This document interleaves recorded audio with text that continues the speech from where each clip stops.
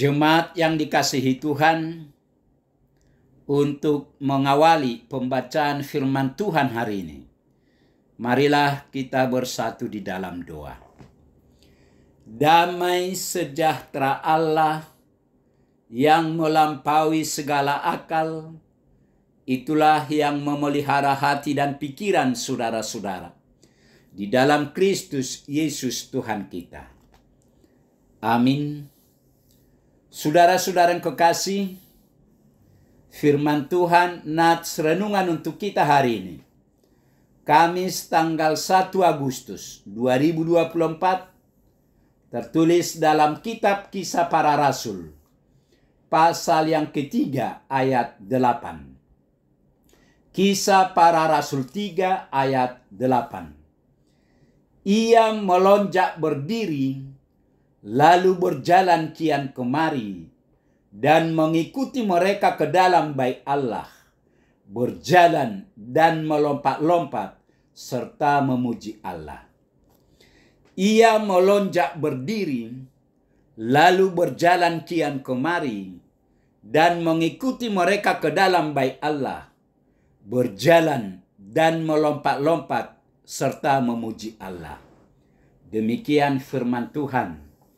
Ia berjalan, melompat-lompat, dan memuji Allah. Saudara-saudara yang kekasih, secara singkat, nats renungan kita hari ini menjelaskan kepada kita bahwa ada seseorang yang sangat membutuhkan pertolongan. Ia adalah orang lumpuh. Orang lumpuh itu meminta-minta atau mengemis pada posisi yang strategis, yaitu di pintu bait Allah yang dinamakan Gerbang Indah. Mau tidak mau, orang yang akan masuk ke dalam bait Allah pasti lewat pintu ini. Namanya saja bait Allah. Jadi yang lewat di tempat ini adalah orang-orang religius. Wajar jikalau mereka menaruh belas kasihan. Apalagi bagi orang Yahudi, memberi sedekah adalah suatu bentuk penghormatan kepada Allah. Setiap ada orang yang lewat, hati pengemis itu selalu berharap semoga dapat duit. Pengharapan itu juga yang ia rasakan saat Petrus dan Yohanes lewat untuk berdoa sore jam 3. Itu waktu berdoa untuk orang-orang Yahudi. Lalu pengemis yang lumpuh ini meminta sedekah kepada mereka. Artinya, pengemis ini meminta bukan hanya sekali, namun meminta berkali-kali. Dan yang aneh, Petrus tidak langsung memberi sedekah. Ia justru memperhatikan si pengemis dan berkata, "Lihatlah kepada kami."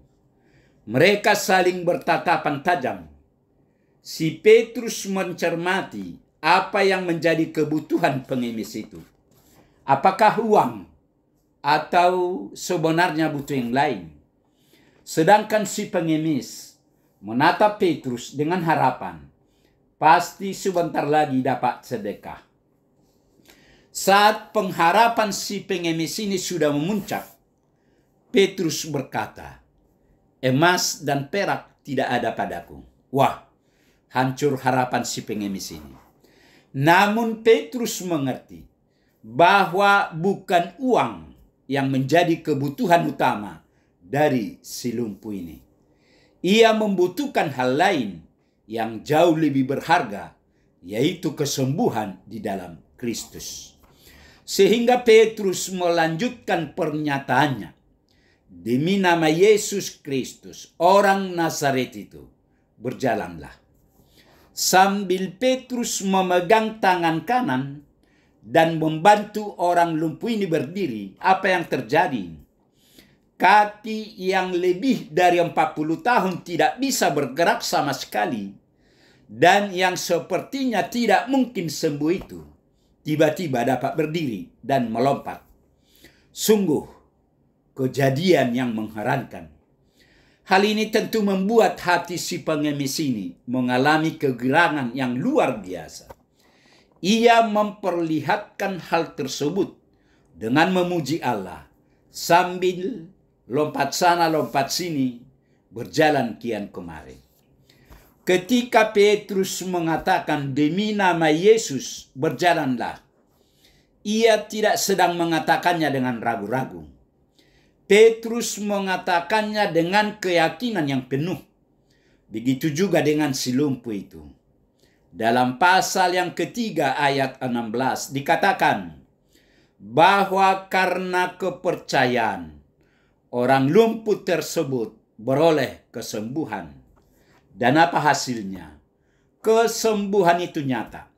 Petrus melihat dan orang lumpuh ini merasakan bahwa nama Yesus itu memang berkuasa, melakukan pekerjaan mengagumkan. Saudara-saudara yang kekasih, melalui nats ini kita diingatkan bahwa kita tidak harus memberikan apa yang orang lain harapkan dari kita. Karena apa yang orang lain harapkan belum tentu yang mereka butuhkan. Orang lumpuh itu mengharapkan sedekah, tetapi yang Petrus berikan adalah kesembuhan. Jika Petrus memberikan sedekah, orang lumpuh itu akan lapar lagi setelah makan dari sedekah itu. Tetapi dengan kesembuhan, orang lumpuh itu bisa bekerja untuk menghidupi dirinya sendiri dan tidak mengemis lagi. Menolong orang lain harus dengan hikmat, sehingga kita tidak hanya memberikan solusi sementara, tetapi solusi tetap yang akan membuat orang itu benar-benar keluar dari masalahnya. Mudah bagi Tuhan menolong kita, tetapi Tuhan mau cara hidup kita berubah. Amin, marilah kita berdoa. Tuhan Allah Bapa di surga, Bapa yang kami kenal dalam nama Yesus Kristus, puji dan syukur kami panjatkan kehadirat-Mu ya Tuhan.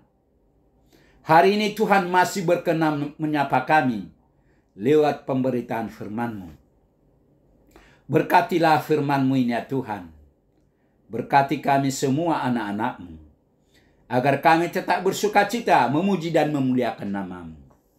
Terimalah doa permohonan kami ya Tuhan. Di dalam nama Yesus Kristus kami berdoa dan mengucap syukur.